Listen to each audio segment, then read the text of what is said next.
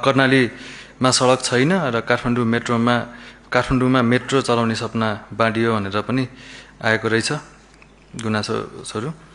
र कर्णालीमा नै सबभन्दा बढी विपद मलाई लाग्छ, सबभन्दा बढी बजेट नै दुर्गममा छ, किनभने सबभन्दा कम बाटो नै त्यहाँ छ।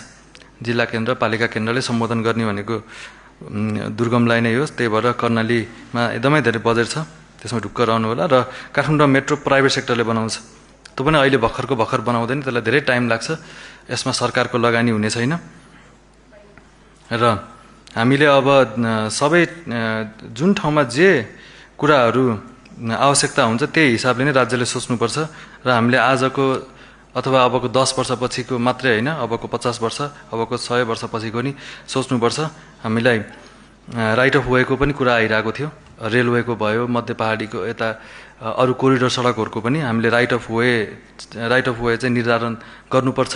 पहिला निर्धारित भएको राइट अफ वेलाई संरक्षण पनि गर्नुपर्छ, किनभने हामीले आफ्नो पुस्ता, आफ्नो लाइफ टाइमको मात्रै हेरेर हुँदैन। हामीले अब आउने सन्तति, हामी मरेपछि 100 वर्षपछि पनि त यो देशमा सरकार बन्छ, त्यति बेला नि नागरिकहरू हुनुहुन्छ।